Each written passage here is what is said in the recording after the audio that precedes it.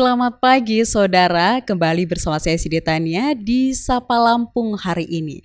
Dan hari ini saya tidak sendiri, saya sudah kehadiran dua narasumber yang akan menemani saya hari ini untuk membahas seperti apa pendidikan yang ada sekarang, tentunya khususnya di Provinsi Lampung. Sudah bersama saya yaitu ada Fajar Agung Pangestu, beliau adalah Gubernur Mahasiswa FKIP Unila atau juga sebagai Koordinator IMAKIPLA. Halo Fajar, terima kasih telah hadir di Kompas TV hari ini. Dan di sebelahnya ada Ahmad Tosi yang juga Ketua Pelaksana Stadium General tahun 2018 ini. Nanti kita juga akan membahas tentang kegiatan mereka sejauh ini seperti apa. Saya akan ke Fajar terlebih dahulu.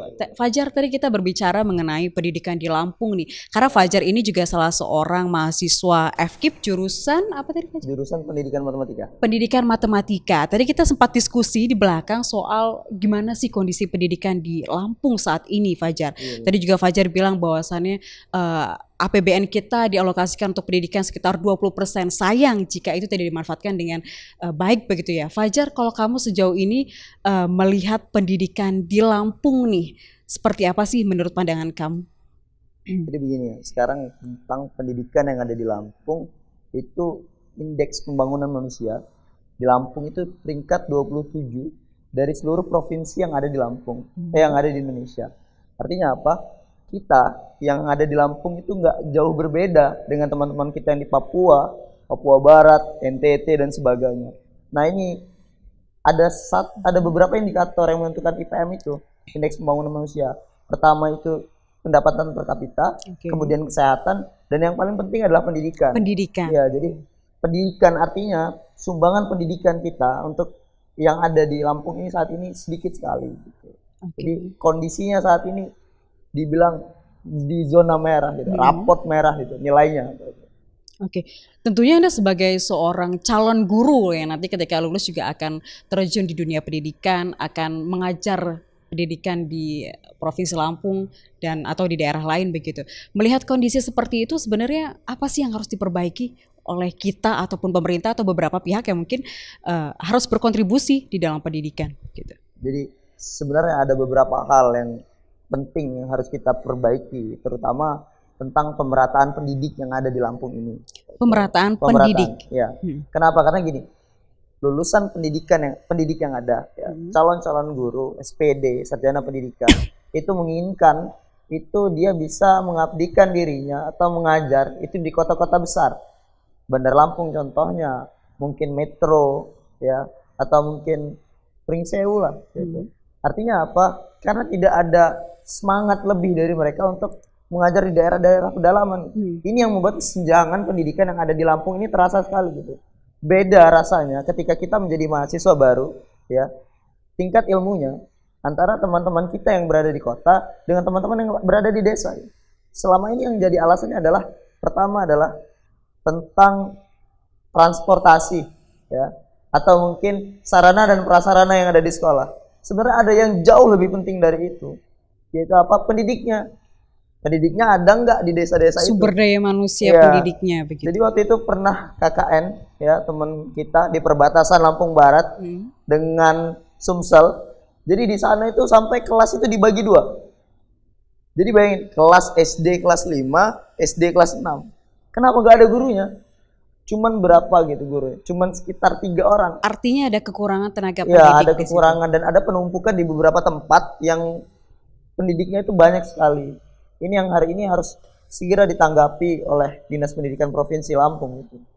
Atau mungkin gubernurnya langsung turun tangan. Karena indeks pembangunan manusia ini penting gitu. Ini yang menunjukkan bahwasanya kita ini provinsi yang maju atau tidak. Jadi nggak perlu berbicara jauh tentang Indonesia ketika hari ini tempat kita, Lampung ini masih bermasalah dalam pendidikannya.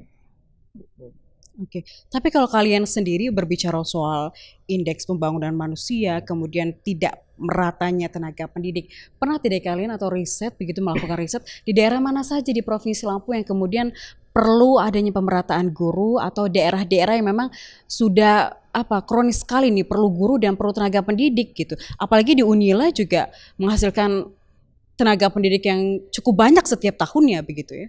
Ya, jadi kalau misalnya data real memang kita tidak punya. Cuman begini, ada namanya PPL kita mengajar ya, program ya 3 SKS itu kalau ibaratnya mata kuliah itu berganti-gantian, dan kebetulan kemarin di Lampung Timur dan juga Tanggamus. Pun sebelumnya juga di Lampung Barat juga Lampung Tengah pernah. Artinya ada beberapa tempat yang memang bisa kita soroti. Contoh di Lampung Barat misal. Di Lampung Barat. Ya, itu sekelas kabupaten.